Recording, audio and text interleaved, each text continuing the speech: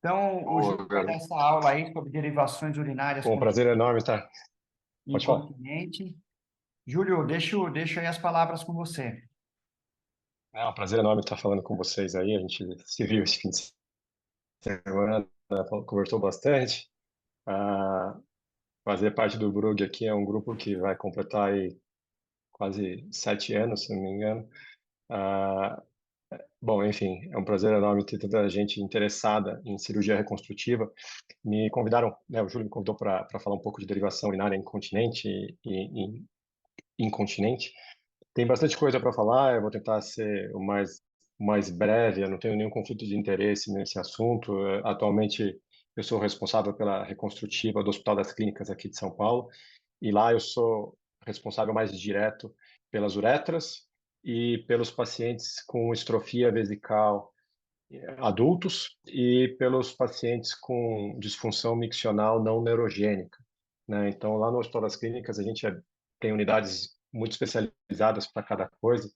Então, quem cuida do grupo de bexiga neurogênica, não neurogênica, sou eu lá, tá? É um nome que a gente usa, tá? Então, basicamente, a tuberculose urogenital e estrofia vesical em adulto, a gente faz esse ambulatório de transição. Então, eu atendo bastante derivação urinária feita por professores antigos que acompanham com a gente lá por 40, 30 anos. Enfim, quando a gente vai falar de reconstrução tato-urinária inferior, a gente tem que pensar em várias coisas, né? Enfim, tirar uma boa história, avaliar os motivos da disfunção miccional, infecção, se tem incontinência ou não, o grau de dependência desses pacientes, se eles têm cura ou não, e a capacidade de autocateterismo, se a gente for implementar isso no futuro, a expectativa dos pacientes com relação aos tratamentos, né? E as expectativas cosméticas também. A função renal é das coisas que mais impactam a escolha da derivação, né, na falha de conservadoras, falha de tentativa de outras reconstruções mais simples. E quando a pressão intravesical é elevada, a complacência é ruim, né, ou o paciente tem uma disfunção miccional que impede ele de esvaziar a bexiga completamente. Trauma câncer, a gente vai falar um pouco de câncer aqui, só para ter um pouco mais de evidência. É muito difícil ter evidência científica nível A nessas reconstruções, então a gente empresta um pouco dos números do câncer, né, do número né, ou dos Brickers, né. A bexiga irradiada, indicação também clássica, fístula refratária, a gente tem no grupo sempre um casinho ou outro de fístula. E malformações, né, lógico, como a gente está comentando. Preparo para a decisão é bastante importante, explicar para o paciente que as derivações não são irreversíveis, são um último recurso, então ele tem que ser motivado para fazer a cirurgia, tem que entender bem, isso é difícil às vezes no SUS. A gente tem que procurar a ajuda do paciente para tomar a decisão se vai fazer uma derivação continente ou não. E ele tem que ter noção que a vida dele vai mudar e que a continência eventualmente será parcial, ele vai ter um grau de autonomia, qualidade de vida melhor, né, após as falhas de outros tratamentos, mas não é isenta de complicações, pelo contrário, são das cirurgias urológicas que mais complicam, mesmo na mão de quem opera com certa frequência. A história das derivações, eu peguei uma aulinha de 58 só para ver um pouquinho do que se tinha na época, né? Mas na época foi tentado, né, várias cirurgias no final do século XIX, a maior parte delas alças intestinais fechadas, né, e derivações urinárias para esse tipo de compartimento, sendo então derivado para o exterior. A única que sobrou delas no nosso meio hoje foi o Bricker e a iliovésico anastomose. Isso aqui é uma imagem de uma anastomose ureterocólica numa ureterosigmoidostomia, né, que dominou, né, as técnicas de derivações continentes não refluxivas até os anos 80. Então, quem atende ambulatório aí certamente vai atender ureterosigmoidostomia. Essa técnica foi abandonada atualmente porque ela diminuía a função do trato até 80% dos casos. E após 30 anos de reconstrução, era muito comum ver pacientes com pólipos e problemas na anastomose, né? Então, aí só para te dar uns números, 15% de adenoca, 25% de pólipo, por isso que esses pacientes, depois de 10 anos de reconstrução, tem que ser seguido com colonoscopia, né? O que dificulta o segmento também, né? Hoje, nos cenários mais comuns que a gente tem, né, a gente está falando de ampliações vesicais com ilho, né? Eu nem coloco coloco a palavra com milho, porque para a gente é meio que automático, né? Depois eu quero ver se algum outro grupo aqui que está no blog faz ampliações com outras coisas, mas a ampliação vesical tem o mesmo racional da neobexiga ortotópica. O mitrofanof, o monte e a ilho secal são derivações externas continentes, e enquanto que o conduto ileal, o Bricker, né, e a iliovésico-anastomose são derivações externas incontinentes. A gente vai falar delas também. A ampliação vesical, a indicação clássica é casos com baixa complacência e capacidade, mas pode ser indicada para hiperatividade refratária, enfim, perda de substância em trauma, né? Complicações precoces, a gente vai ter a maior parte delas da ordem de parede e metabólicas, né? Obstrução intestinal incomum, infecções, fístulas são possíveis, enfim. Diarreia já começa a aparecer aqui, eu vou explicar bem esse mecanismo, mas complicações tardias, olha só, volume, né, de pacientes com diarreia de 10 a 47%. Então, é uma coisa que a gente não pergunta muito, vale a pena abordar os pacientes diretamente, porque eles acham que não é um sintoma urológico, então acabam não falando. A obstrução dos ureteres, aqui ou, no caso aqui, o intestinal, né, pielonefrite, litíase, todas as coisas comuns aí da ordem de 2 dígitos. Então, vale a pena contar para o paciente tudo isso no pré-operatório e, enfim, a gente vai seguir isso. Eu vou mostrar um pouco aqui do que a gente faz. A derivação continente, o paciente tem que desejar, claro, a bexiga dele tem que estar estável. Então, para você fazer uma continente em alguém, ou a bexiga está ampliada ou ele está bem, com anticolinérgico ou botox. A gente não costuma manter esses pacientes com botox porque é muito difícil o manejo deles no pós-operatório pelas derivações. A inabilidade do cateterismo uretral acaba sendo o motivo pelo qual a gente faz na uretra, né, essas derivações. E existe uma destreza razoável, é sempre legal, se possível, saber se o doente é canhoto ou destro, onde vai alocar o tubo, né? Os tipos de tubo, eu vou falar bem separadamente deles, o Monte e o Mitrofanoff são os mais comuns no nosso meio, o Indiana Pout, né, com a válvula iliocecal, bastante gente faz, a gente não tem experiência com esse tipo de derivação, mas vale a pena conhecer, porque eventualmente a gente pega algum caso já feito por outro colega. As complicações das derivações continentes, você adiciona, né, lógico, as complicações do reservatório com as complicações do estômago, né, e aí você tem números, esse foi o pior trabalho em termos de números, né, só para a gente ter uma ideia do quanto pode chegar de complicação, chega até 50% em algumas séries de estreitamento do estômago, né, e a incontinência não é infrequente, esses pacientes quando atingem uma pressão vesical acabam perdendo um pouco pelo estômago, eles acabam aprendendo a manejar isso. Muitos deles acabam até usando o estreitamento do estômago para segurar o vazamento. Então, alguns deles pedem para não corrigir o estreitamento, eles preferem passar uma sonda 10 French no estômago do que vazar, né? Mas a angulação do conduto e prolapso acontecem também.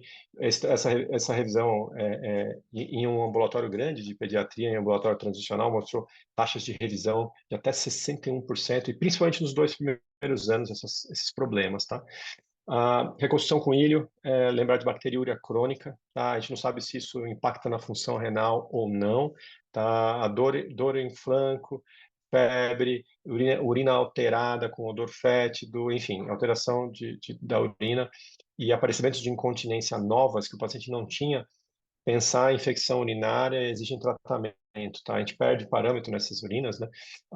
Aumento de frequência de cateterismo e lavagem com soro, aparentemente diminui em bacteriúria nesses pacientes, mas não vão deixá-los livres das infecções, tá? Mesmo assim, teremos infecções nesses casos. Sequela metabólica, só para explicar um pouco da fisiopatologia, quando a gente fala de ilho, tá? Vai fazer reconstrução com ilho, sais biliares, 95% são absorvidos lá. Então, quando você tira o ilho do paciente, mais sais ficam disponíveis no intestino. E aí, isso no cólon tem efeito catártico. O paciente acaba tendo diarreia por causa disso. E aí, a diarreia causa uma desidratação relativa, tem menos urina, e ainda por cima, perde bicarbonato por esse mecanismo, tá? Tem outro também. Então, isso já, per se, já faz uma acidose e desidrata o paciente. Vai predispor a cálculo, vai predispor a acidose metabólica. A esteatorreia e a diarreia no cólon, né, faz saponificação com cálcio. E isso faz com que o cálcio não grude no oxalato, que normalmente é onde ele vai ficar quelado, né? O oxalato fica muito livre no intestino, e o intestino reabsorve mais oxalato, então você tem mais oxalúria nesses pacientes, tá? Quem usa antibiótico profilático para segurar as infecções tem outro problema, você mata a Oxalobacter e aí ele digeriu o oxalato, ou seja, mais oxalato ainda nesses pacientes. Então, só para dar uma noção do tamanho da encrenca, né? Então, a urina em contato com a alça, aí falando da alça, a alça absorve cloreto de amônia, então, e solta bicarbonato. Então, você está perdendo o BIC, né, aqui em vermelhinho, e ganhando cloro, né? E em 5% dos pacientes, em média, você tem problemas com isso, tá? Quanto mais você segue, mais problema. Então, normalmente a amônia não é tanto problema, o bicarbonato é mais problema que a amônia, então tem que colher gaso desses pacientes. No interior, às vezes é difícil achar gaso, só colhe em hospital, enfim, mas vale a pena colher por causa desses distúrbios metabólicos. O que você vai perceber é náusea, mal-estar, perda de apetite, tá? No caso da amônia, pode dar até convulsão, tá? A sequela metabólica ainda, clearance baixo, piora a função renal e não consegue compensar essa acidose hiperclorêmica, né? E aí o que que você faz com esses pacientes? Bom, inicialmente você não vai desderivar ninguém, você vai indicar redução desse volume urinário em contato com a alça. Então, somna é uma ideia, ok? A vitamina B12, por causa da absorção no íleo terminal, também cai um pouquinho. Nessa casuística grande aqui de 153 pacientes, 12 pacientes de 150, então 8% em média com queda de B12, aí uma outra coisa para ter atenção, sobretudo quando você consegue perceber anemia, enfim, no paciente que não é renal crônico. Cálculos vesicais agora. Bom, já viram o mecanismo metabólico, a gente tem então já oxalúria, já tem desidratação relativa, enfim. A gente tem números clássicos aqui da ordem de 50% em 5 anos, tá? Esse grupo da Mayo Clinic publicou a casuística dele, mais de 350 pacientes, né, no ambulatório de transição, e eles mostravam que quase metade deles desenvolviam cálculo no segmento de 5 anos. E mesmo que você tirasse os cálculos deles, independente do método de remoção, se era percutâneo ou aberto, metade desenvolvia cálculo de novo depois da remoção, né? E aí a teoria, se é muco, se é estruvita e bactéria, se é por causa daquelas alterações gastrointestinais que eu falei, bom, provavelmente é um pouco de tudo, tá? E o trabalho desenhado nesse grupo mostrou uma queda de quase 50%, né, para 5%, né, quando você instituiu lavagem com irrigação diária, com soro fisiológico, tá? E desde então eles têm mantido esse protocolo com menos de 5% de cálculos por década. A gente sabe que lavar com 240 mililitros de soro todo dia não é fácil, tá? Mas vamos seguir aqui comigo.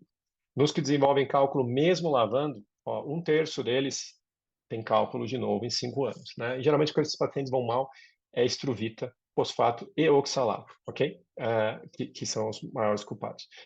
Geralmente esses pacientes têm hipocetatúria e quase todos eles têm alguma alteração metabólica na urina, tá? Então, essas alterações, baixo volume, hipercalciúria e hiperoxalúria são as alterações que são mais frequentes depois do citrato, da alteração do citrato baixo, tá? Como comparação, tá? Esse mesmo grupo tentou comparar lavagem vesical com soro versus lavagem vesical com mucolítico noturno, né? Lembra do muco, que as alças secretam? Uma teoria de que o mucolítico deixaria o muco mais aquoso, fácil de sair na cateterização. Lá nos Estados Unidos, o único mucolítico que eles têm é o acetilcisteína, né? É o Fluimucil. Aqui no Brasil a gente tem vários, todos são meio que equivalentes, tá? A gente não tem ciência para isso, a gente empresta dos americanos os dados com acetilcisteína, tá? Mas comparando essas três coisas, né? Tratamento na normalidade metabólica da citrato com lavagem vesical com mucolítico versus lavagem vesical, não viu diferença, ok, pessoal? Mas, mesmo assim, esse grupo lá na Mayo Clínico orientam as três coisas, tá? Lavagem vesical com soro, que eles mostraram que diminui cálculo de 50% para 5%, mais mucolítico, mais anormalidade metabólica. E o racional por trás disso aqui é o seguinte: você coloca no paciente a responsabilidade, ele entende que tem que fazer muita coisa para cuidar, e a gente acaba, se ele não faz, né, a gente vai explicar para ele que, enfim, é uma alteração que depende muito do cuidado do dia a dia que o paciente tem, né? Cálculos renais, então, 15% dos pacientes tem litíase, agora falando de renais, não vesicais, tá, gente? Geralmente são de estruvita. A fisiopatologia a gente não entende direito, provavelmente por refluxo de muco e bactérias, ok? Incontinência fecal. Muitos pacientes têm incontinência fecal por causa da diarreia. Dá para tratar com peramida, colestiramina, que são quelantes daqueles sais biliares. E a gente evita reconstruções intestinais em pacientes com doença inflamatória intestinal, a não ser que eles estejam controlados, tá? Então, só para lembrar aqui que é importante. Complicações de parede, hernia interna, é uma complicação, infelizmente, que vai acontecer nesse grupo de pacientes. Eventualmente, você vai ver no ambulatório, dizer de alguém que foi operado, enfim, teve uma urgência. Nessa casuística de 123 casos, 10%, tá? Metade deles teve que fazer laparotomia. O monte geralmente complica mais do que o apêndice nas séries. A gente não entende direito por quê, provavelmente por causa do duplo irrigação, né, que a gente faz, acaba tendo mais lugares para herniar. E tem mais hernia para estômago também. Tá? Obesidade, isso vale a pena lembrar para qualquer reconstrução continente. Alonga tubo, o paciente aumenta o tamanho da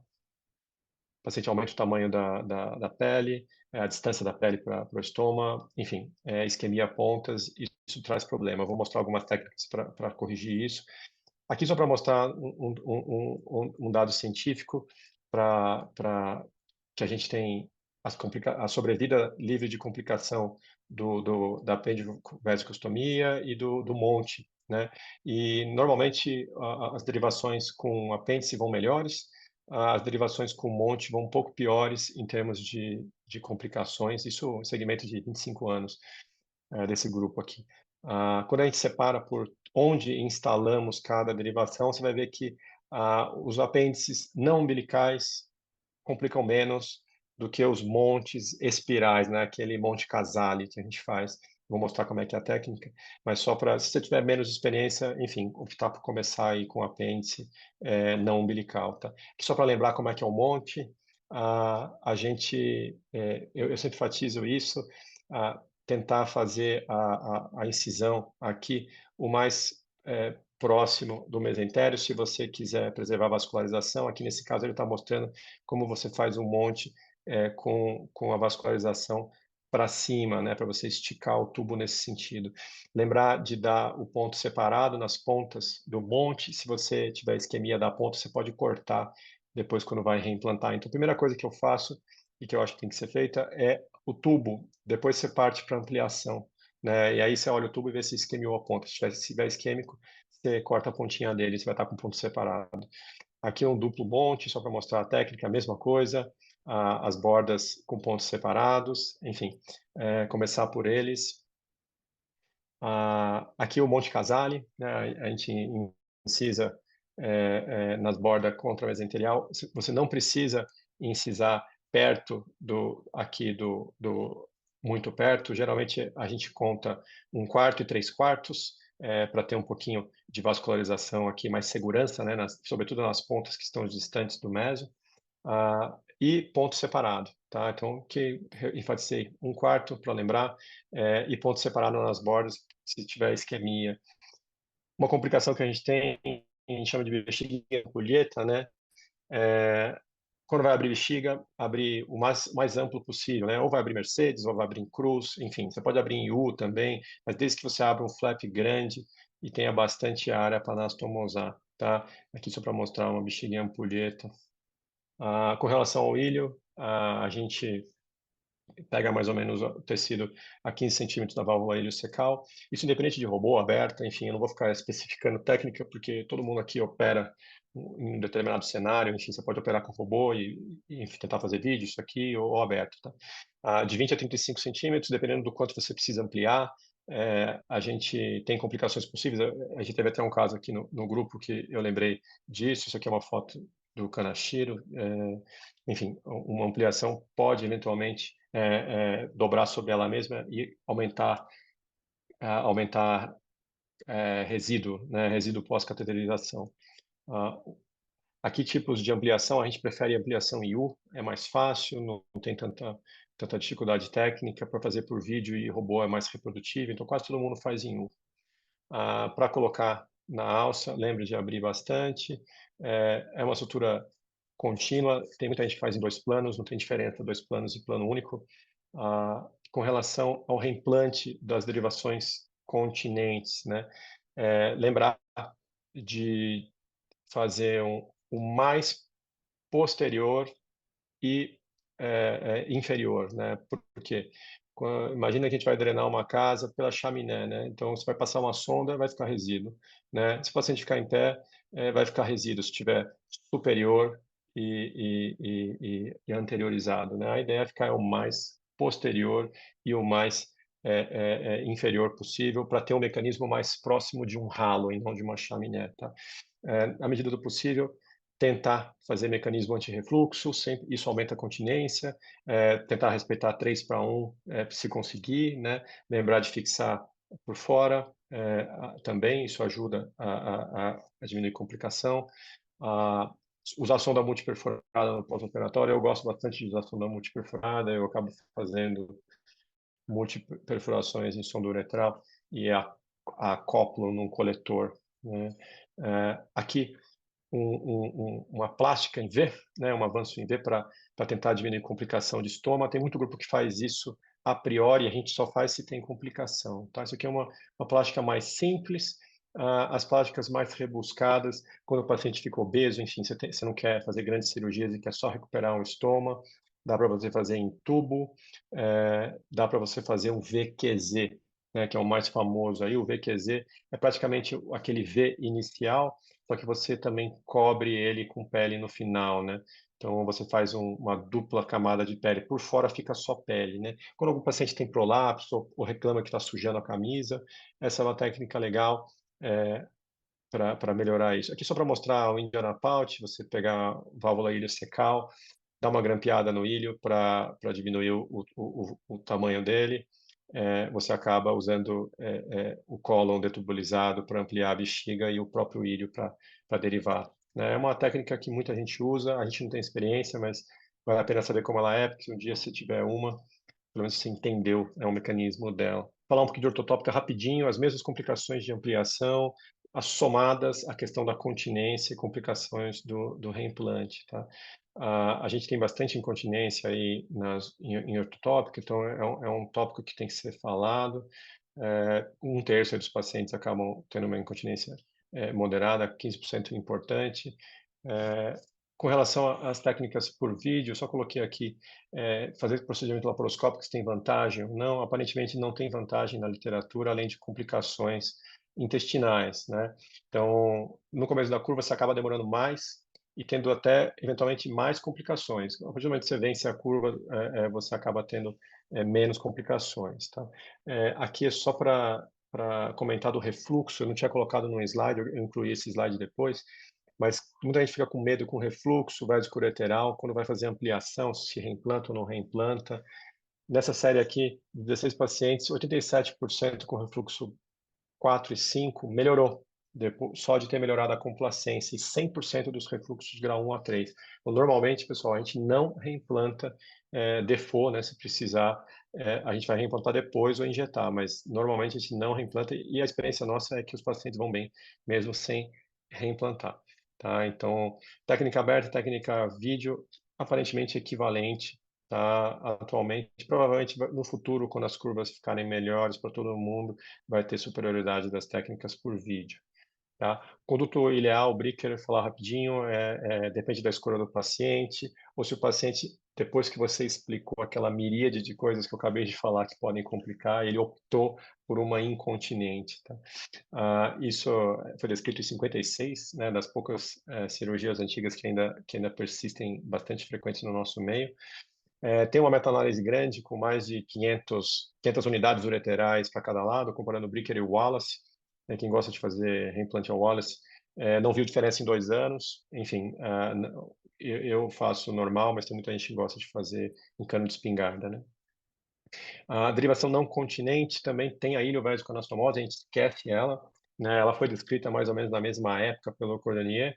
É uma alternativa ao Bricker, mantém a bexiga nativa, E basicamente você não é uma derivação externa incontinente na qual você coloca uma chaminé na bexiga, né? Tem resíduo, esse é um problema, mas é uma alternativa fácil, né? Se você tem um paciente clinicamente ruim e que você não quer perder tempo reimplantando o ureter, por exemplo, né? Então, a ileovésico é bem razoável nesse cenário.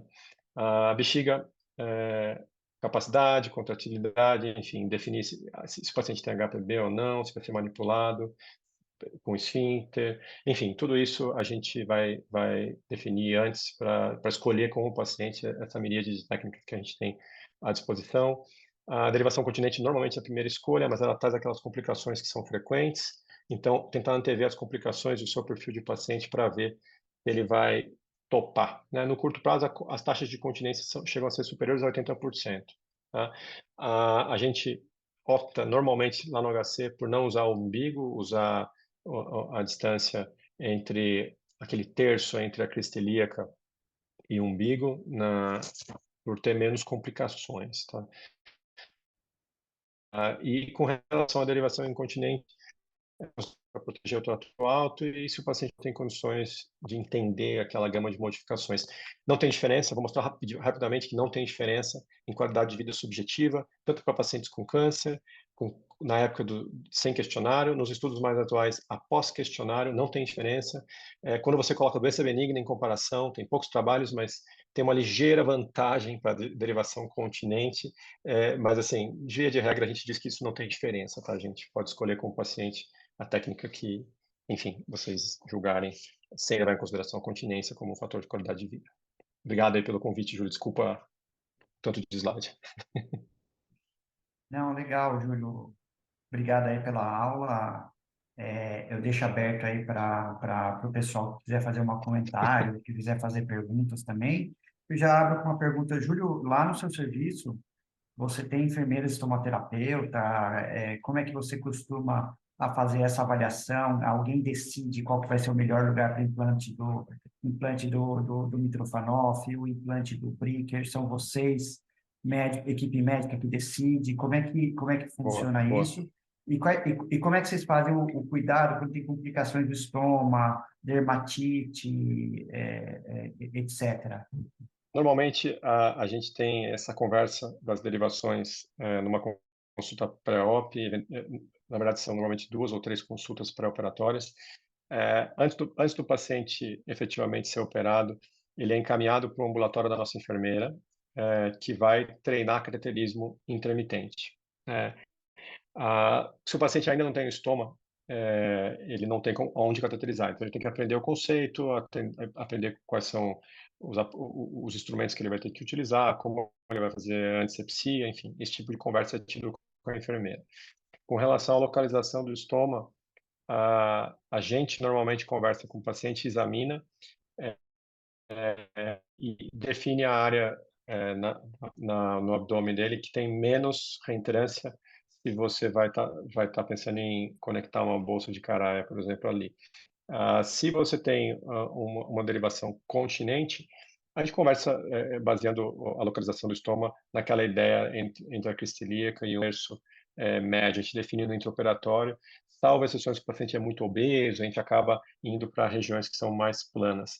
Já aconteceu da gente ter que fazer uma dermolipé em paciente, para uma dermolipé funcional ali para poder fazer o implante do estômago. Já tive caso que a gente fez Caraia, um Bricker, e aí o paciente voltou depois, não conseguia acoplar a bolsa, passou no ambulatório nosso de estomaterapia.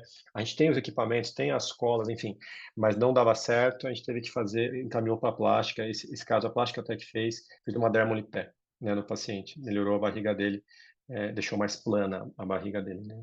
É para ficar a complicação de estômago. Bom, a gente, quando faz essas reconstruções, dia de regra a gente deixa a cistostomia, e o dreno, lógico, e a gente deixa entubado o estômago, com sonda multiperfurada conectada na drenagem também. A gente dá pontos também nesse estômago, a gente dá ponto por fora com nylon, a gente dá ponto entre a sonda e o próprio monte ou Mitrofanoff com catigu cromado, tá? Para não perder essa sonda no começo.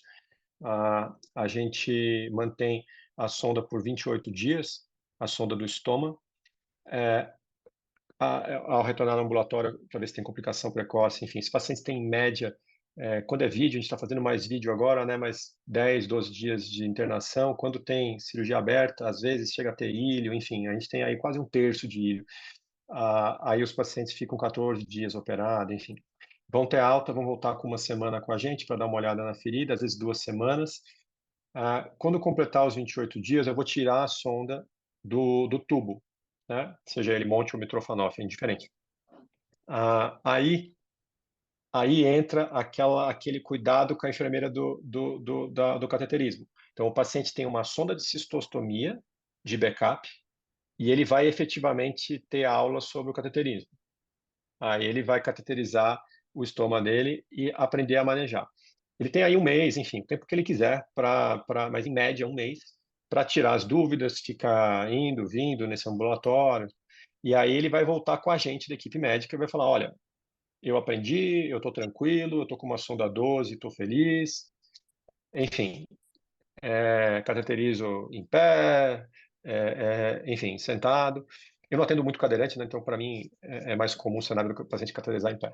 Aí ele estando bem, tranquilo, o estoma indo bem, a gente tem pouca complicação de estoma, felizmente. A gente tira a sonda de cistostomia. Alguns pacientes a gente tem que entubar o estômago por causa de vazamento pelo orifício da cisto, mas é incomum. Normalmente, em técnica aberta, vídeo a gente não faz isso, mas técnica aberta a gente faz uma sutura em bolsa na cistostomia para tentar mitigar esse tipo de vazamento, tá? Vazamento para o abdômen a gente nunca teve, mas já aconteceu um caso que eu tenho de memória recente que vazou nessa cisto. E aí a gente entuba, volta em uma semana, enfim. A gente maneja sempre múltiplos de 7, nunca tem um ambulatório muito curto, tá? Aí, alguém mais quer fazer perguntas para o Júlio? Eu só tenho um comentário só, rapidinho. Fa- Então, tem a questão da diarreia, né? Só para essas cirurgias, essa cirurgia é uma constante na minha vida, sabe? Porque eu fiz residência lá com o Dancona, que era um tarado por ampliações e derivações, e aí continuou minha vida com esse negócio e não vai embora. E os casos estão lá. Então, eu tenho um papel paralelo ao do Júlio. Eu vejo esses casos também. Agora entrou outro colega lá que está fazendo mais essa parte, mas eu entro em todos os casos e vejo todos os casos também. Aí, com relação à diarreia, recentemente eu tive um caso, foi uma reampliação, uma paciente com HTLV, que é uma causa que mistifica um pouco no começo, né? Porque sintomatologia estranha e a doença não se manifesta de forma imediata, paralisia espástica. E aí fica essa coisa, está com diarreia, ampliação e tal. No final, ela tinha, de fato, colite pseudomembranosa. Então, paciente que usa um monte de remédio, né? Então, acaba que a diarreia, cabe, eu acho, que o prócto dar uma olhada e fazer a pesquisa, né? Com relação a isso aí. E uma pergunta para o Júlio, se ele tem alguma experiência, eu sei que é caro e tudo, mas talvez fosse interessante, com esses catéteres pré-lubrificados, tipo os da Convatec, né? Se tem alguma informação na Speedcat. literatura, se diminui ficção e tal, que é caro, mas tá, você pode solicitá-los, né? A ideia que a gente tem, tá, é que eles não diminuem a infecção, mas eles facilitam o aprendizado e o manejo. Geralmente, quando a gente tem caso de consultório, a gente dá o contato eu dou o contato da coloplast, enfim, nenhum conflito de interesse, mas eu conheço mais o Speedcat, então eu peço para entrar em contato com o treinamento da coloplast. Eles têm o mesmo serviço que a gente tem no HC, né, enfermeiro que treina cateterismo, fornece amostras da sonda. Se o paciente tem convênio, eles até ensinam o paciente a pegar via convênio as sondas. A experiência que a gente tem de consultório é muito boa, o paciente tem alto resíduo, você quer cateterizar à noite, às vezes tem até um HPB que não pode operar, enfim, você vai ter que passar sonda 2, 3 vezes por semana para controlar infecção urinária, senhorzinho acamado, né? Eu tenho também um contato, isso você vai angariando com os anos, né? Um ou outro enfermeiro que você sabe que vai em casa. Já mandei minha instrumentadora em casa de paciente também para ajudar a cuidar de estoma, enfim, de dreno. Então, esse tipo de cuidado é legal você tá antenado e preparado quando você decide operar a cirurgia de maior porte, né? Você acaba dependendo de mais gente porque você sozinho não dá conta. Se você tiver um volume muito grande, tem um mês que você vai fazer mais de uma, começa, né, a perder o controle. Estou falando de paciente privado.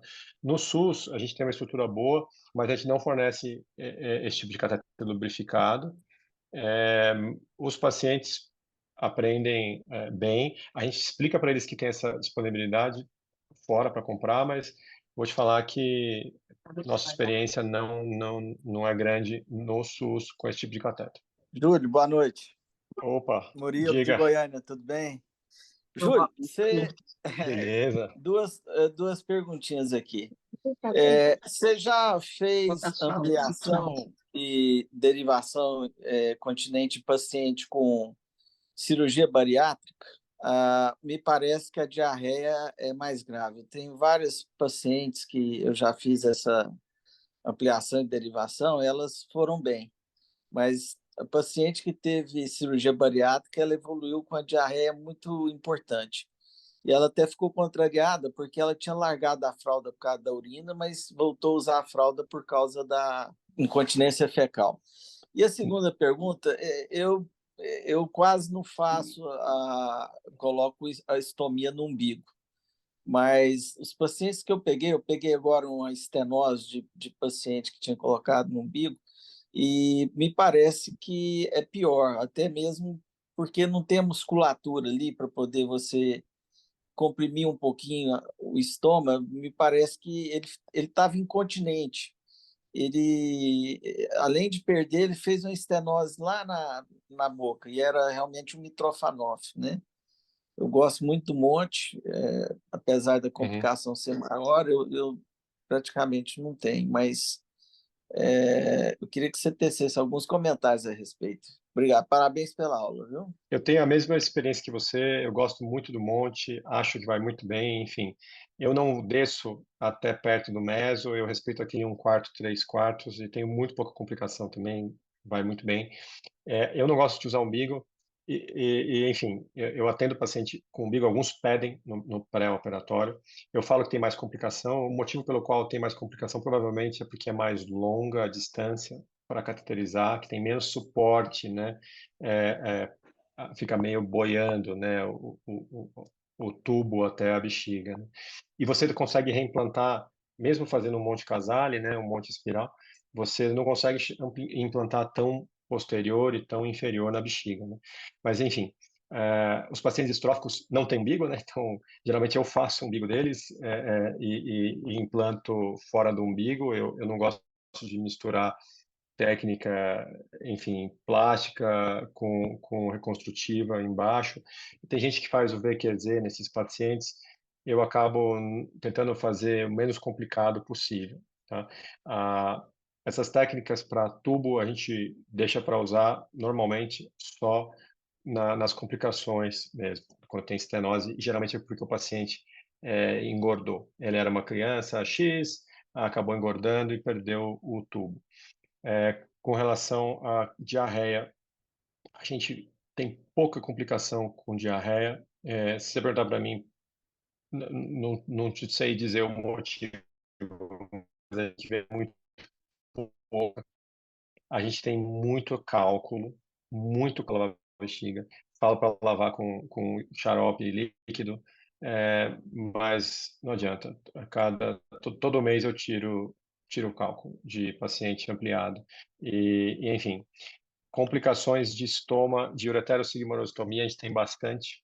Diarreia, quando a gente teve poucos casos que eu tenho de memória, eles geralmente resolvem com loperamida, tá? Eu nunca dei colestiramina, nunca precisei dar, mas é, fica na ainda de alternativa. Nunca operei paciente com bariátrica, não tenho na cabeça paciente com bariátrica operado. Já operei reampliação em cima de seco, reampliação em cima de sigmoide, já desderivei ureterosigmoide, mas assim, esse cenário específico aí de bariátrica ainda não. Provavelmente porque os pacientes que a gente opera são mais humildes, enfim. Ah, ah, e os que chegam para mim geralmente não são obesos, né? Ô, Júlio, é o Wagner. Parabéns pela aula. Que é isso, prazer enorme. Mas o índice de complicação no umbigo é maior no adulto, mas é uma escolha muito boa para crianças. Então, crianças, você deve operar bastante criança aí no HC, ou pegar muitos pacientes pediátricos. Então, o Mitrofanoff, a escolha infantil é no umbigo. Nos adultos, complica-se mais pela distância ser maior, mas infantil a distância é menor, então o umbigo é um canal ideal para criança, só para ratificar. Eu não faço criança, quase não opero criança, na verdade.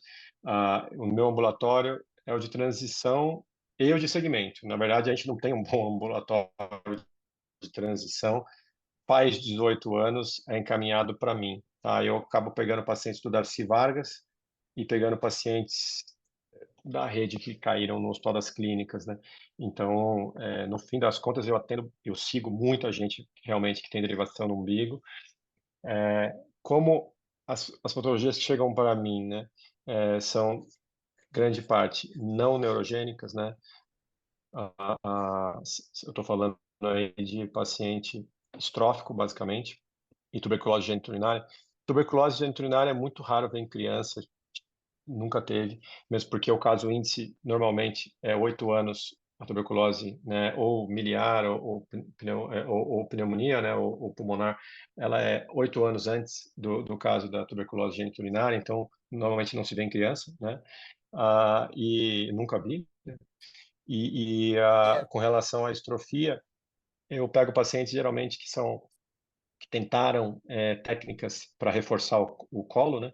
E acabam vindo para mim com incontinência. E por serem incontinentes de longa data, eles têm uma capacidade pequena. Então, via de regra, esses pacientes são manejados com fechamento do colo, ampliação e derivação com um monte ou Mitrofanoff. Eu acabo fazendo mais monte, como acho que eu tinha comentado aqui, porque eu acho mais prático. Já pegou o segmento de ilho, já separa os centímetros que você precisa para o monte, já faz o tubo e vai preparando a alça em U.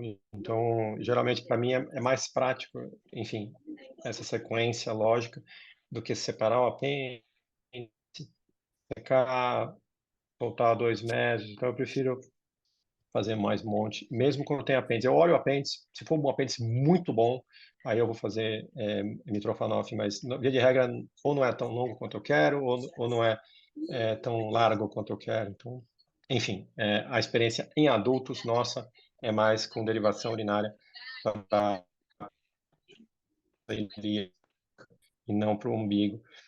E aí a gente acaba fazendo o umbigo dos que não têm. Outra coisa interessante é em relação à continência, Júlio. A gente sabe que fechamento de colo complica bastante. Você não acha que Sim. seria mais interessante a gente colocar em mulheres um sling facial apertado, em homens um esfíncter artificial sem ativar? Porque o fechamento de colo é complicado. Isso estou falando em relação às complicações, né? Lógico que se não tiver esfíncter artificial, no homem seria melhor fechar o colo, mas complica bastante. 10% dos fechamentos de colo abrem, né? O que a gente fez para melhorar isso, a gente normalmente não fecha o colo.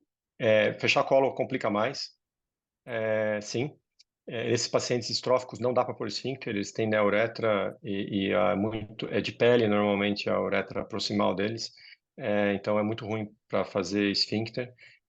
Mesmo que ele fosse disponível, uma vez eu acho que o Gustavo teve um caso, perguntou, a recomendação formal é não colocar, tá?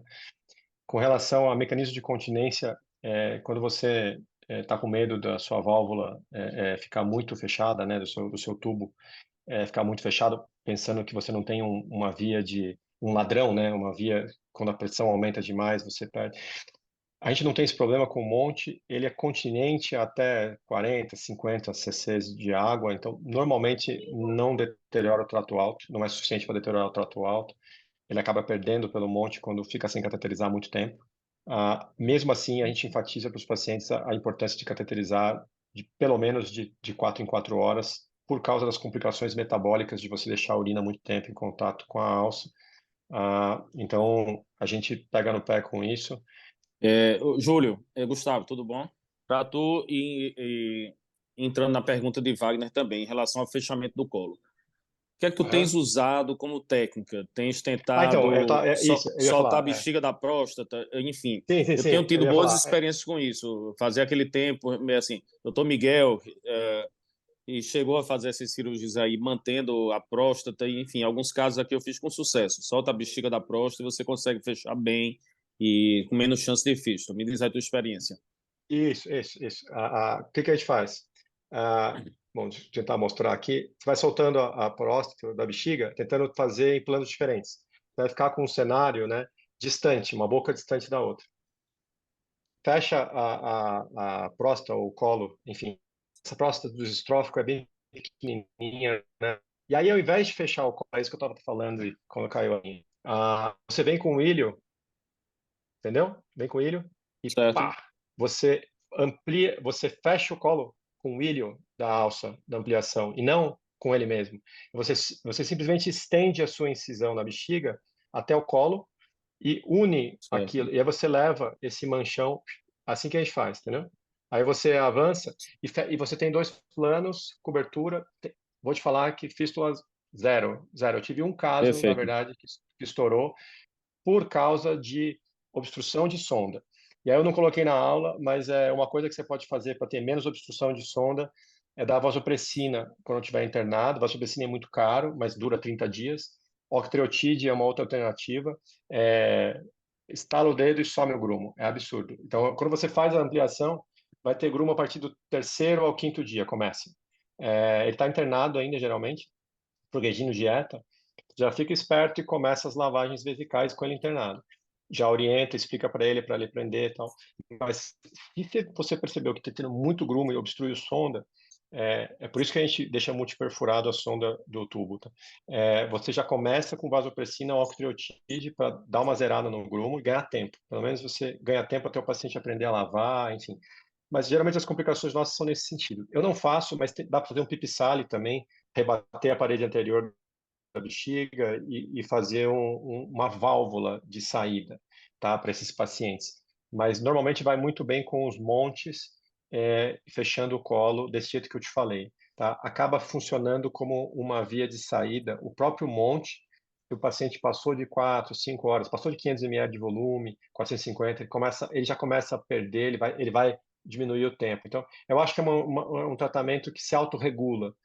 Você não deixa muito mecanismo de segurança para o paciente, para ele também aprender que ele tem corresponsabilidade. Eu acho que a maior dificuldade que eu tenho lá no ambulatório é compartilhar a responsabilidade. A gente pode operar bem, mas o paciente precisa entender que ele está cuidando dele.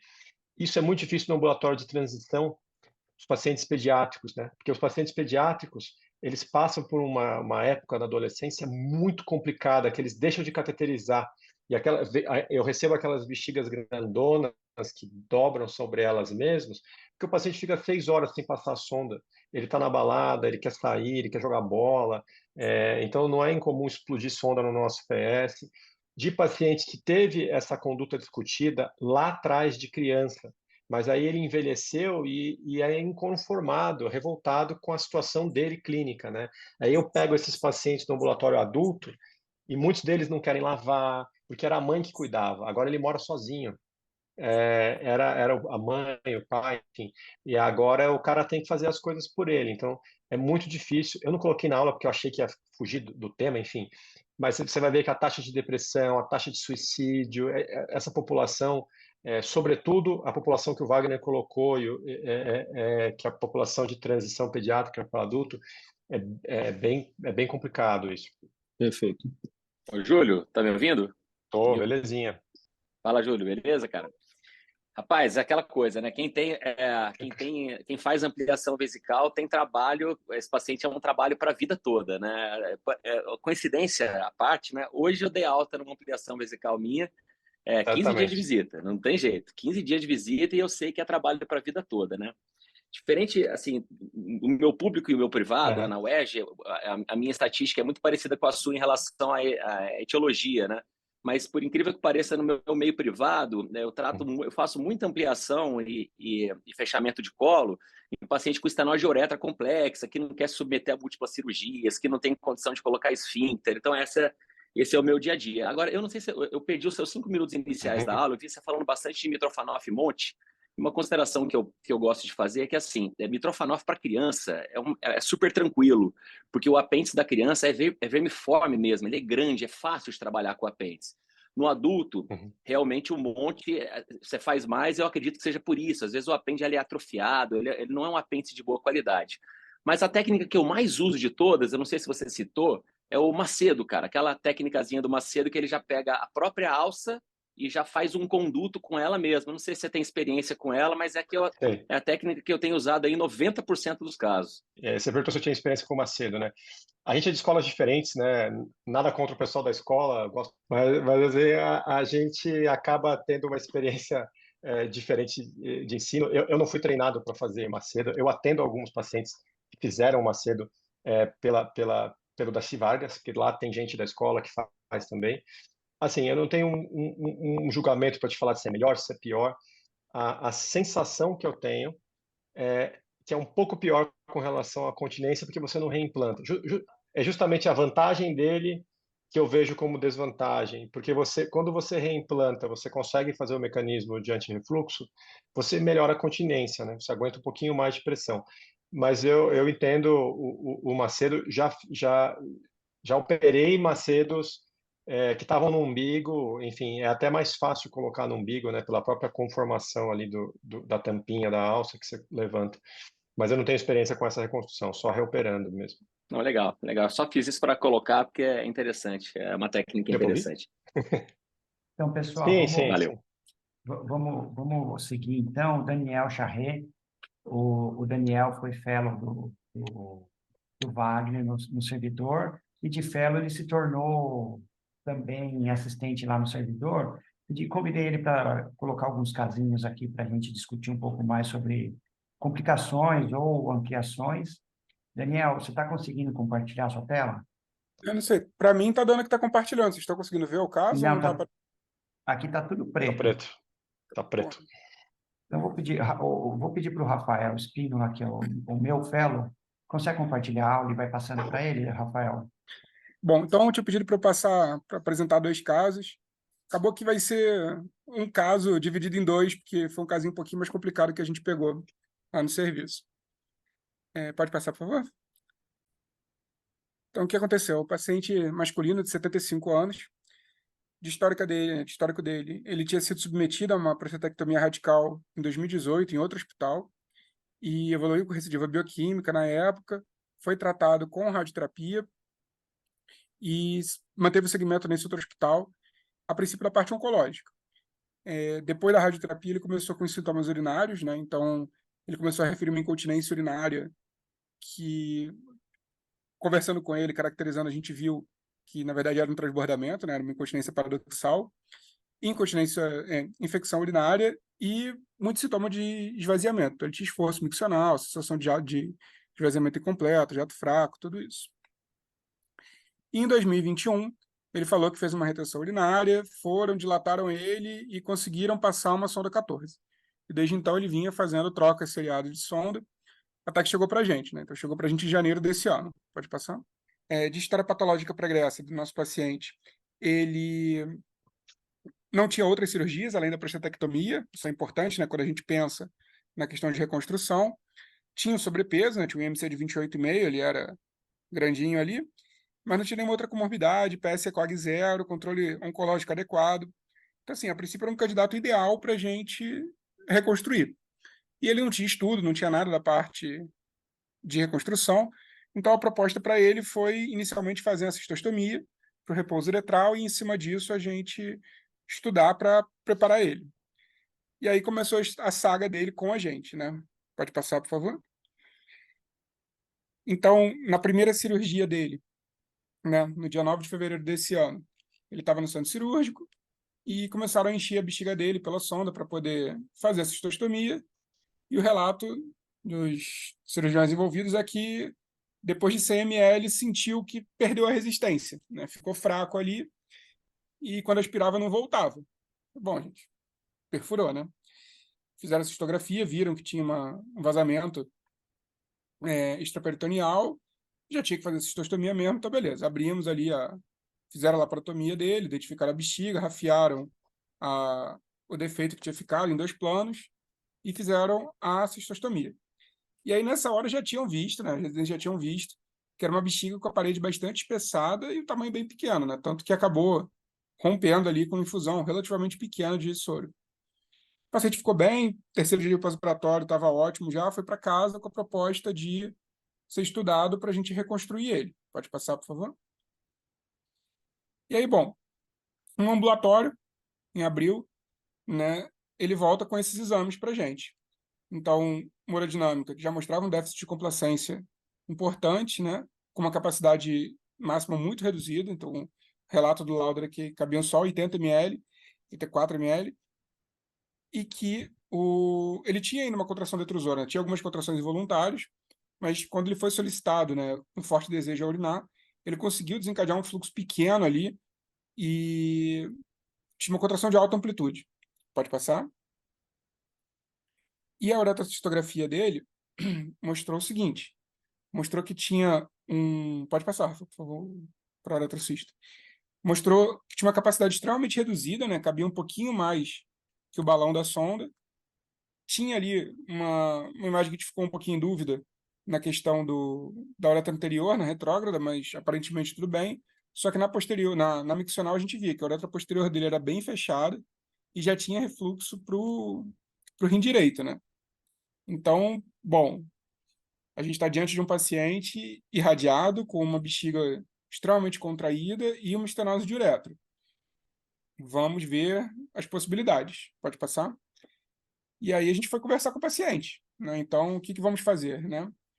E aí queria, antes disso, perguntar a opinião de vocês, se faria só a uretra posterior, se faria a uretroplastia posterior com ampliação no mesmo tempo ou em tempo diferente, se ampliaria com uma derivação continente ou se tiraria aquele tecido doente da bexiga irradiada e faria uma neobexiga com derivação continente. Qualquer um pode falar? Posso falar já, Júlio? Por favor.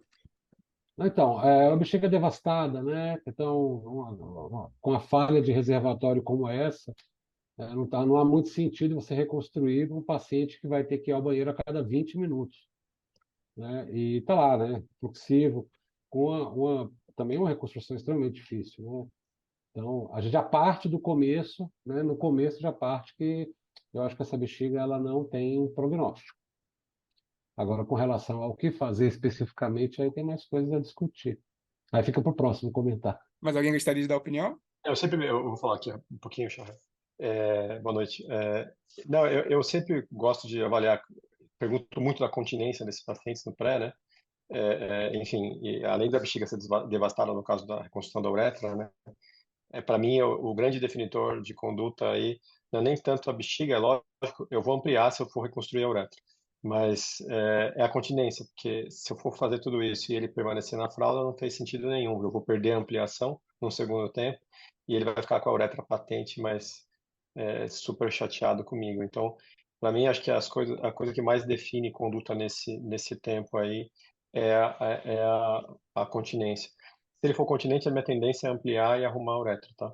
Se ele for incontinente, minha tendência é derivar externo, né? E aí vai ser continente ou incontinente, dependendo da capacidade cognitiva dele cuidar. Esse caso, o paciente foi bastante orientado e a gente explicou extensamente para ele todas as possibilidades. Pode passar o slide, por favor?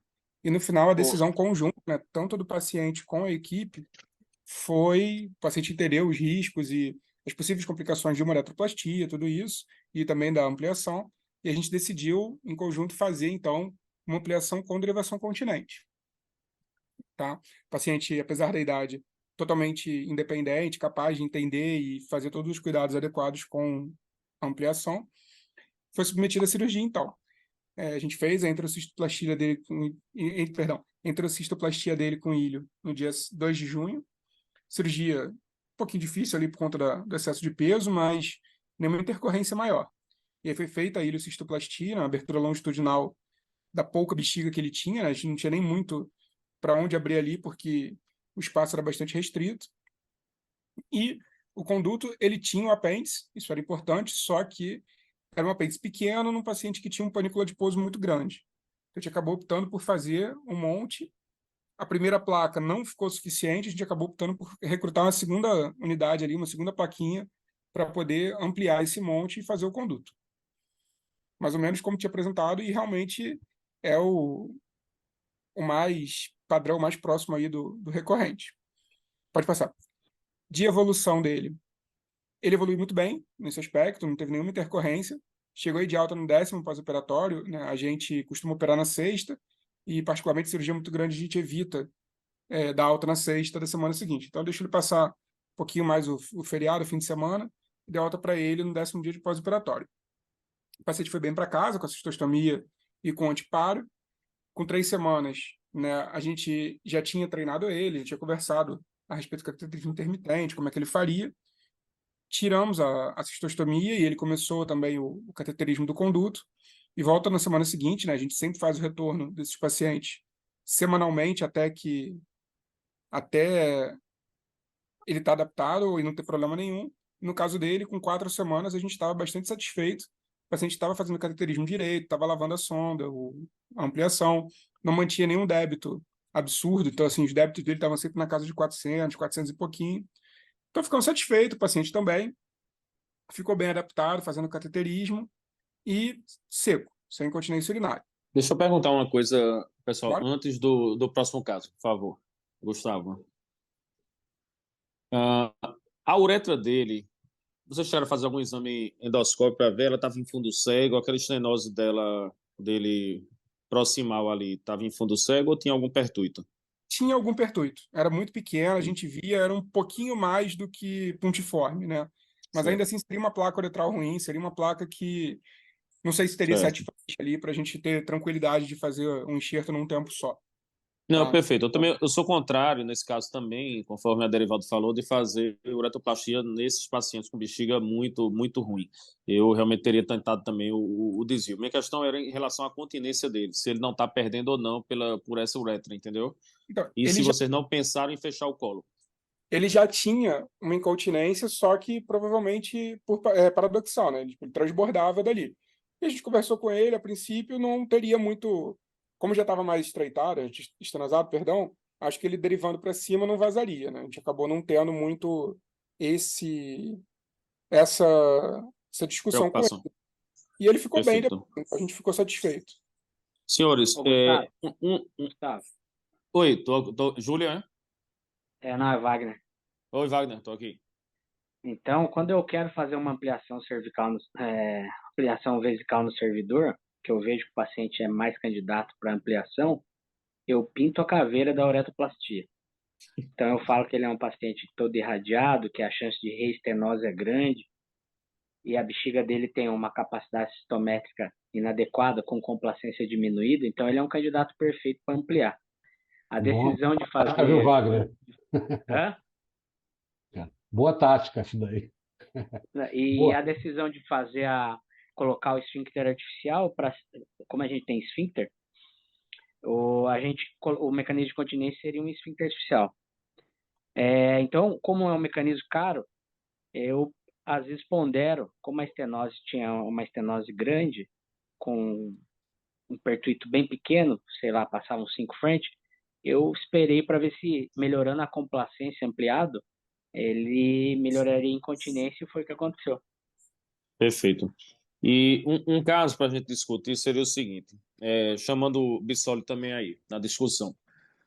Quando a gente parte para um desvio urinário incontinente, um exemplo, nesse paciente aí, se nós optássemos por um breaker nele, esquecêssemos a bexiga, quem mexeria nessa bexiga deixaria ela fechadinha, abriria e cauterizava a mucosa, porque eu estou pensando nisso. Aqueles pacientes que fazem abscessos pélvicos, quando você mantém aquela bexiga irradiada, com cistite actínica, que ela mantém aquela produção de muco.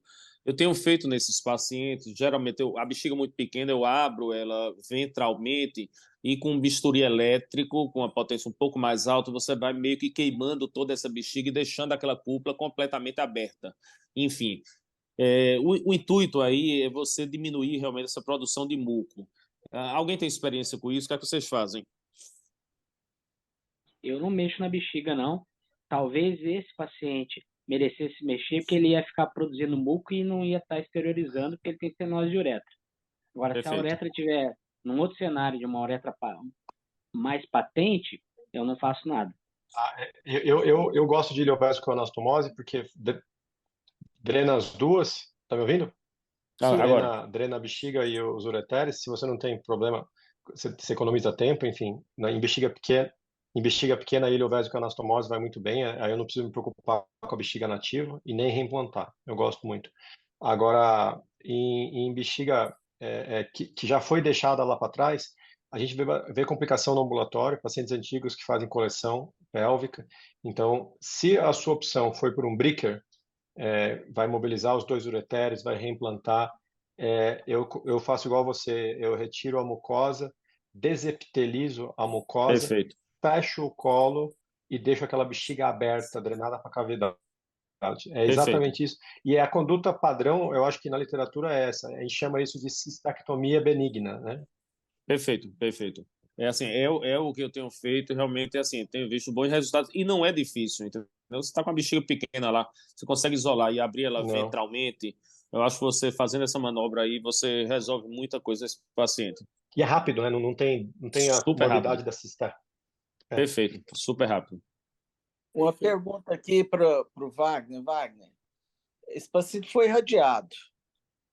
Se você pega esse paciente com o íris comprometido por causa da radioterapia, que solução você teria aí? Você pode usar o cólon, né? Fazer um Dianapaut, vai bem nesses casos. Acho que todo reconstrutor tem que ter um Dianapaut na cabeça. É lógico que o Dianapaut você vai usar um ilho distal, né? Mas você vai usar o ilho distal como canal, né? Mas vai usar o cólon ascendente como a superfície, como tecido para ser ampliado. Então é a baita opção. Agora, pode usar o cólon também. O cólon é feito para ser usado, complica mais do que o ilho, mas pode ser usado o cólon. E se complicar mesmo, o paciente não é uma derivação legal, mas você pode fazer uma sigmoidostomia. Esse foi a primeira parte do caso e estava indo tudo muito bem, né? Lembrando que esse caso foi parado no começo de junho, até que ele vira a parte 2 da nossa discussão de hoje. Pode passar, por favor? Então, o mesmo paciente submetido a ileocistoplastia em derivação continente a monte no começo de junho, e 3 meses depois da cirurgia ele volta no ambulatório, referindo que tem dificuldade para cateterizar o conduto. Ele estava indo bem, começou a ter dificuldade, chegou a machucar o conduto uma vez, forçando um pouquinho o catéter. Chegou no ambulatório, a gente falou, bom, o paciente estava bem, estado geral preservado, só que realmente, quando a gente foi tentar cateterizar, a gente também teve dificuldade e, negociando muito, conseguiu passar um catéter 6 frentes. Falei, bom, você vai internar que a gente vai ter que resolver isso agora, a gente não vai te mandar para casa. O paciente já estava bem, já estava adaptado, sem cistostomia. Falei, isso aí é uma bomba relógio, como o Júlio falou, isso aí obstruir e romper não custa, né? Então, beleza, conseguimos cateterizar com uma sonda mais fina e internamos. E aí, beleza, não tinha muito o que fazer de exame, a gente tentou fazer uma uretrocistografia, só que a maior parte do contraste extravasava, acabei não conseguindo pegar essa imagem, mas extravasava para fora do conduto, né? E falou, Deixa eu só então, fazer um vamos... adendo, Daniel. Claro. Eu indiquei o exame contrastado do conduto e vi esse exame. Que pena que o Daniel não conseguiu pegar, porque o exame é bem claro. Na metade do conduto, eu imaginei entre uma placa e outra, tinha uma imagem em ponta de lápis. Daí antes de fazer esse exame contrastado, eu fiz um teste com uma sonda 14, 8, 10, 12, a 14 batia. Não fiz força para passar. Daí que eu indiquei o exame contrastado. E tinha na metade do monte, tinha mais ou menos 3, 4 centímetros da pele, tinha um stop. E a imagem era muito boa. Eu posso passar depois. E aí, bom, a gente fez, então, conversou com o paciente e falou, vamos operar de novo. Colocamos em sala, dia 15 agora, né? Bastante recente a cirurgia dele. E depois de toda aquela lise de aderência do abdômen recém-operado, a gente viu que a ampliação estava ótima, estava patente, o volume bom. E o conduto também estava patente, só que no nível da anastomose entre as placas do monte, realmente a gente tinha uma área ali de estenose que estava angulando o conduto. A gente conseguiu passar um cateter 8 French com tranquilidade, o 10 mais ou menos, mas paramos ali porque não estava bom, não estava forçando. E aí agora é aquele momento, sessão clínica sem sessão. Barriga está aberta, a gente tem que tomar decisão. E o que a gente vai fazer? Né? Pode passar, por favor? E aí começam as discussões. Só que lembrando que isso tudo está sendo decidido com o paciente de barriga aberta. Então, esquecer tudo, fazer a cistostomia e deixar ali, tentar fazer a estritoroplastia desse conduto e preservar o monte que já estava feito, melhorando ali a angulação, fazer um conduto novo pela mesma técnica ou conduto com uma técnica diferente, afinal de contas, a gente já teve uma complicação inicial dessa técnica, fazer a cistectomia de tudo e fazer um breaker novo, ou alguém muito corajoso aí, eu acredito que essa não seja a opção, mas ir para o períneo, fazer a uretroplastia e derivar ele por baixo agora, né? Esquecer o conduto. A última opção é aquela que é francamente errada no concurso, né? Fala, 2 mais 2 igual a 5, né? É aquela que o R1 olhou e falou assim, não dá para corrigir por baixo? Mas lembre-se que o R1 ele é uma forma primitiva de vida e ele manifesta a vontade divina. Então, quando ele fala, você tem que ouvir, cara. Porque pode não ser ele, viu? Então, assim, O Daniel dá uma fantasiada, pessoal, só interromper o Daniel. Ele fez um curso na Globo, ele é carioca, ele fez um curso na Globo também. Na verdade, a gente parte para essa cirurgia já pensando o que a gente vai fazer. Sim, então, tem um estreitamento de monte. Então, nós vamos dilatar o monte, sim ou não? Eu não quero dilatar o monte, porque vai reestenosar. 2, eu já entrei para fazer outro canal. O apêndice era um apêndice de 4 centímetros. Eu tenho essa prática, eu meço a distância entre a bexiga e meço o tamanho da parede abdominal para escolher o conduto. Então, o apêndice já não foi escolhido de primeiro, porque o apêndice tinha 4 centímetros, eu medi a parede, tinha 12 centímetros da bexiga, né, até a parede abdominal. Tudo bem, esse era o plano da gente. A pergunta, na verdade, ela começa antes. Assim, tudo bem, tem uma... Porque não é uma situação usual. Esse tipo assim, geralmente os montes vão bem, pelo menos assim, na minha experiência, né, o Júnior mostrou, eles vão bem, né? A gente toma muito cuidado com a sutura entre as placas, então tem que ter um motivo lá. Qual o motivo? Houve alguma mudança da configuração corporal, ganhou peso, alguma coisa, isquemiou, que eu acho que é o maior candidato, entendeu? Está isquêmico, entendeu? Acho que foi isso que aconteceu. Na transição, é uma área susceptível à isquemia, e aí encontrei por causa disso. O que o Wagner falou é isso aí mesmo, né? Entra se a possibilidade não tiver muito simples lá, beleza, pode tentar estruturar, mas se não, faz um novo conduto. Eu faria. Então. Alguém faria alguma coisa diferente? Alguém quer comentar mais alguma coisa?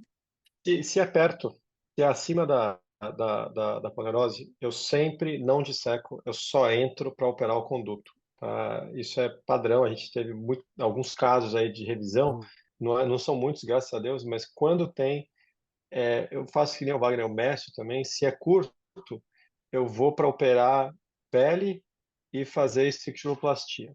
Tá? Agora, 4 centímetros, deixa a dúvida, né? Você pega um cara com MC de 28, tá bem no limite ali. Mas eu Tava bem no limite. Tava bem no limite. Talvez eu não tivesse aberto a barriga dele. Eu teria dissecado só o tubo, tá? Só parece que a área estenótica... Foi uma conduta assim. Embora a gente já tivesse entrado com a perspectiva de fazer um novo conduto, era aquela coisa que ficava em cima do muro.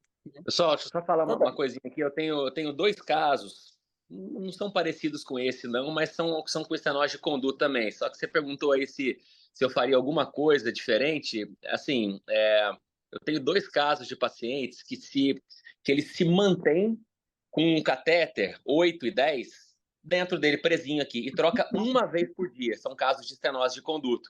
vivem muito bem e não querem ser operados, tá? Então, só algo Luiz, que diferente coisa a se pensar. interessante. Luiz, eu Oi? tenho uns pacientes assim, acho que são uns 2 ou 3. Eles É moram no isso. interior e para eles é um tormento ficar fazendo isso toda hora. Então ele passa o catéter de manhã cedo, fica com o catéter, vai esvaziando ao longo do dia, dorme e tal. Às vezes ele até tira para dormir, de manhã ele passa de novo, né, cara? E E no aí dia ele seguinte fica ele troca, é isso. troca, É ele isso. fica abrindo a tampinha do catéter. Então, essa é uma outra Pouquíssimas possibilidade infecções. que pode ser aventada, né?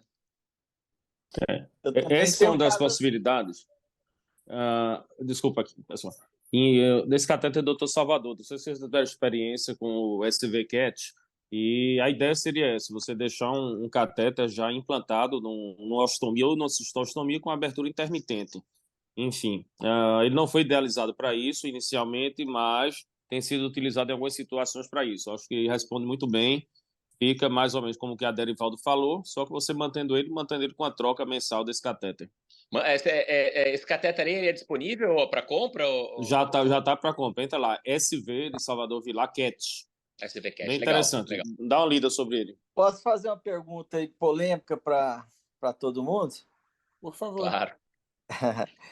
Nós fazemos ureteroplastia com mucosa oral. Será que não seria uma boa num caso desse? Eu sei que não juro tem que eu estudo, pensei. não é? Mas Nós Eu, fazemos pra eu, eu ureter, juro que eu pensei. a dúvida é onde que ia colocar o antiparo para Mas não tinha onde. Não tinha eu pensei muito, sem sacanagem. Que o ureter é muito menor e dá certo, né? Mas eu não quis ser arrojado. Porque tem Não a quis parede inventar, né, abdominal. Wagner? Não quis inventar na hora, né? Não, eu não. Daí eu ia ser execrado pela sociedade urológica, eu não ter varrido do Brug. Daí eu falei, não. A gente é compreensível, Não, pô, Wagner, com todo mundo. mas Até dava para comigo, ter cara, só descido a comigo, pele. pô.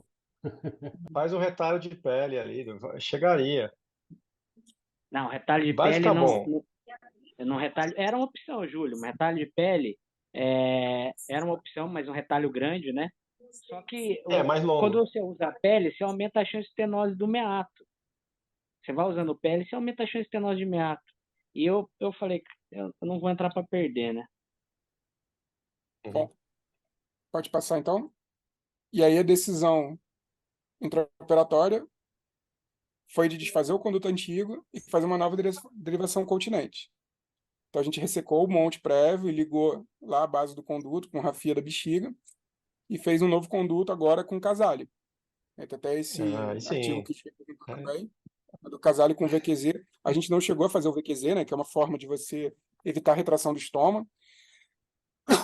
A gente só fez o Casale, então uma placa maior detubulizada. Pode passar. Aqui são só algumas fotos do segundo intraoperatório. Estão mostrando, né, o segmento ileal que foi isolado já um pouquinho maior do que os 2 centímetros do monte, né? E aí uma abertura única em 2 sentidos, confeccionando aí essa placa de quase 12 centímetros. Isso foi aberto uma vez. Pode passar, por favor? E aí, depois da tubulização, que foi feita em cima de uma sonda 20 frente, para garantir uma patência boa, a gente vê, né, como que a gente teve um conduto grande, sem anastomose dentro dele, né, só as linhas de rafia para retubulizar, com a vascularização preservada. Foi feito isso em uma nova cistostomia. O paciente evoluiu de forma favorável, demorou um pouquinho aí para eliminar fezes por conta de ilho. O Casale ainda está com a sonda, o paciente ainda está internado, né, tem 10 dias da cirurgia. A cistostomia está com débito adequado, mas o dreno segue com um pouquinho de urina. E aí agora a gente fez uma cistotomografia e mostrou que o conduto está pérvio, a cistostomia está boa, mas o sítio do monte prévio é por onde está alimentando essa drenagem. A gente ainda está Vocês com implantaram caso... na bexiga ou no intestino? No intestino. Implantaram na bexiga? Né? No intestino. A bexiga dele não tinha onde implantar, era muito pequena. Mas, tipo assim, aquilo que você comentou, de tentar implantar o mais posterior e inferior, qualquer lugar que a gente implantasse seria assim, porque quase não tinha. A bexiga aberta uma vez era uma laminazinha de tecido que ficava embaixo e acabou. E agora a gente está... O dreno está menor, o débito das sondas é maior que a do dreno, mas ainda está drenando um pouquinho de urina ali pela rafia do monte. tem duas perguntas para fazer para vocês. Daí eu fiz essa tomografia. O que vocês fariam com o conduto prévio? É a primeira pergunta. E se vocês vão manter esse conduto, esse canal prévio, fechar, como eu fiz. Eu fiz um fechamento em 3 planos. Eu descolei da pele, fechei primeiro o meato, depois, perto da aponeurose, eu fiz um outro fechamento, e na bexiga fiz um fechamento transfixante. Na tomografia, parece um leve extravasamento nesta área. Como conduta, a gente, no servidor, quando tem fístula pós-prostatectomia, a gente põe um vácuo. Então, eu coloquei um vácuo na cistostomia e um vácuo no monte, e, a princípio, parou de vazar. O dreno já está próximo de zero. O que vocês fazem nesses casos? Repouso e sonda aberta. Não muda. Espera. Isso aí, paciência. Também penso assim, paciência, espera que vai fechar. Mas, assim, voltando no caso, eu sou uma pessoa que eu entendo que você jogou para ganhar. Mas quando você joga para ganhar, você pode tomar contra-ataque, né? Então, eu sou um cara que joga mais na defesa, assim, entendeu? Eu gosto de não ir para muito para cima. Você pega um caso como esse, que, por exemplo, o reimplante estava bom, não tinha nenhum problema lá embaixo, tinha uma estenose ali a 4 centímetros, curta. Eu talvez tendesse a utilizar uma técnica, talvez não fizesse um VQZ, mas fizesse só um V, como eu te falei. Refixaria na aponeurose, dissecaria mais para baixo. Então, assim, eu penso um pouco no ganho, no custo-benefício, né? Se eu resolver o estreitamento dele, ok, ele vai cateterizar com uma sonda 10, 12, vai autodilatar, eu vou deixar com corticoide no pós para dilatar. Eu tenderia, talvez, não ter refeito tudo. Não é uma crítica, eu entendo que você jogou para ganhar, mas está tomando contra-ataque. E vocês dilatar com cuidado lá, dilatar a área estenótica. Eu achei que a área estenótica tinha 2 áreas, para falar a verdade. Eu achei que entre as placas tinha uma e na entrada da bexiga tinha outra. Na onde foi implantado na bexiga. Aí ferrou, né? Aí lá atrás, se ela lá embaixo, aí não dá. Então tinha 2, tanto que só passava a sonda quando você apertava a placa entre as placas no meio e quando apertava um pouco a área implantada. Eu falei, não dá para ficar conservador nesse sentido. Mas vocês como que é a prática de vocês em relação a dilatar essa área estreitada? E qual? Wagner, aí eu não pensaria no outro tipo de dilatação, caso optasse por isso, em fazer dilatação por sob-fio guia, entendeu? Geralmente um fio guia cega vai de boa, e aí você usa um S-curve ou até a sondinha guiada, iniciando com uma fina, por dentro do fio guia. As dilatações cegas aí você vai terminar entrando nessa dobradura aí entre as placas e não vai bem. A gente tem no serviço um programa de dilatação, né? A gente tem uma fila enorme, enfim, 150 pacientes em fila, e eu tenho um programa eu não faço mais ureectomia interna, né? Então, por uma questão de sala mesmo, eu economizo sala. A gente dilata com kit de percutânea, porque é mais fácil de comprar do que o S-Curve. Então, eu tenho 2 casos por semana que eu tenho casos como esse, por exemplo, se eu quiser dilatar, eu vou escrever lá, dilatação com o kit, aí o R3 do grupo, no final do ambulatório, vai lá, passa o fio guia e dilata, com kit de percutânea, protetor de fio guia, aí faz a dilatação até 22 French. No caso do monte, não é até 22 French, é até 14 French só, não dilata mais do que isso. Nos pacientes dilatados com tubo, eu peço para lubrificar com corticoide. Essa é a conduta padrão nossa lá. Nos casos de paciente dilatado de uretra, aí não. Aí, enfim, conta como uma uretrotomia interna. Fica com sonda 7 dias e volta para tirar a sonda depois. Eu faço a mesma coisa, Júlio. Eu uso o dilatador de percutânea também. Então, pessoal, muito legal as discussões aqui. Eu acho que foi uma reunião bem enriquecedora. Estamos aí com 1h30 já de reunião. Queria agradecer aí o Júlio. Queria agradecer também ao Daniel pela participação. Indiretamente, convidando o Daniel, a gente convida o Wagner junto, né? E queria agradecer mais uma vez a presença de vocês. A gente já está preparando a próxima reunião, tá? E aí, à medida que a gente for organizando tudo, a gente eu vou divulgando aqui para vocês.